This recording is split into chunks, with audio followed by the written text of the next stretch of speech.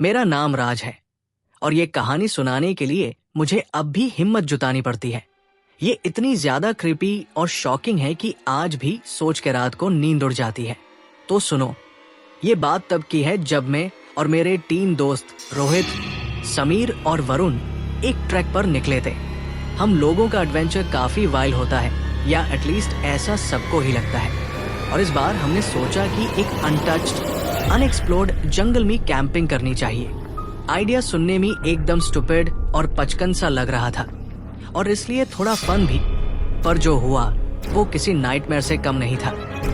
जंगल की शुरुआत। जंगल का नाम था बेताल का वन। सुनने में थोड़ा फिल्मी लगता है, पर ये जंगल रियलिटी में भी उतना ही हॉरर था। विलेजर्स ने हमें वार्न किया था कि शाम होते ही जंगल से बाहर आ जाना, पर हम स्टूपिड एडवेंचर सीकर्स को कौन समझाए। भूत प्रेत सिर्फ कहानियों में होते हैं, ये सोच के हम रात भर कैंपिंग का प्लान बना चुके थे। पर क्या पता था कि उस दिन ऐसी फटने वाली की जिंदगी भर याद रहेगी। शाम होते ही सब कुछ अजीब लगने लगा। पहले तो बिल्कुल सन्नाटा था, फिर जैसे ही अंधेरा हुआ जंगल अपने असली रंग में आ गया। कभी दूर से किसी के चलने की आवाज आती, कभी कोई पेड़ की डाली खुद ब खुद हिलती। पर हम लोग मजे ले रहे थे, ट्रूथ एंड डेयर खेल रहे थे और हॉरर मूवीज डिस्कस कर रहे थे। हमने एक बड़ा सा बॉनफायर लगाया, मार्शमैलोज ग्रिल करने लगे और बकछोड़ी करने लगे। तभी मुझे जंगल के कोने में एक आदमी खड़ा दिखा। पहले लगा कि इमेजिनेशन है, पर जब मैंने समीर को दिखाया तो उसके भी होश उड़ गए। वो आदमी एकदम स्टैचू जैसा था, ना कोई मूवमेंट, ना कोई एक्सप्रेशन।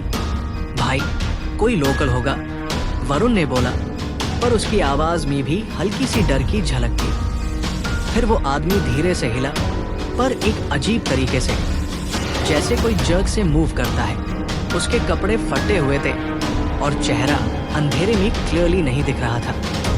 हमने उसे इग्नोर कर दिया, पर कुछ टाइम बाद जब हमने दोबारा देखा तो वो आदमी वहां से गायब था।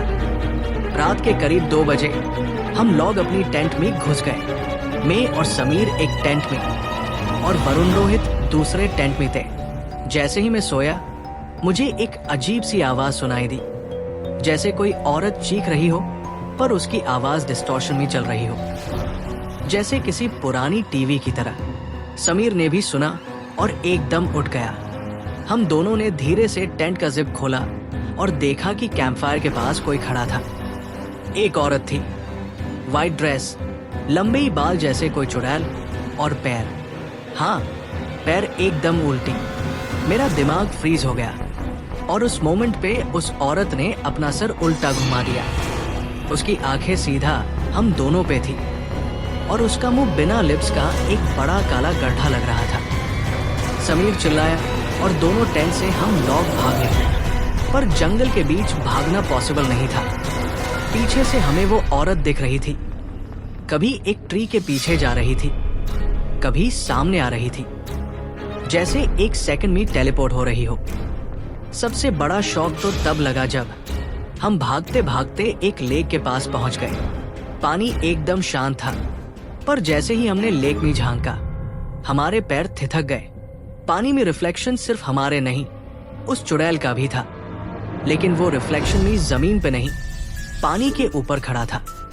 उस मोमेंट पे मुझे समझ आया कि हम फंस चुके हैं। मेरी बॉडी एकदम फ्रीज हो गई और पीछे से एक ठंडी हवा चली। कान में एक स्कैरी और क्रीपी सी आवाज आई, कहाँ जा रहे हो? अभी तो गेम शुरू हुआ है। वरुण के पास एक त्रिशूल वाला लॉकेट था जो उसकी नानी ने दिया था। उसने बस डेस्परेशन में उसे निकाला और चुड़ैल की तरफ उछाल दिया। एक जोर का धूम मचा, एकदम हैवी स्मोक, मूवीज की तरह, और 1 सेकंड के लिए सब कुछ ब्लैक हो गया। जब होश आया, हम चारों जंगल के बाहर पड़े हुए थे। सुबह हो चुकी थी, पर हमारे चेहरे पे व्हाइट कलर रंग चढ़ा था। हमने विलेजर्स को बताया, पर वो सिर्फ हिले और चौंक के बोले, तुम लोग बचे कैसे? क्योंकि आज तक कोई यहाँ से जिंदा नहीं लौटा। उस दिन के बाद हमने कभी भी उस जंगल का जिक्र नहीं किया, पर एक चीज आज तक समझ नहीं आई, अगर हम वहां से भाग आए तो वो चुड़ैल आखिर में गई कहाँ? आज भी रात में कभी कभी जब आंख खुलती है तो ऐसा लगता है कि कोई कोने में खड़ा है और धीरे से मुझ पर हंस रहा है।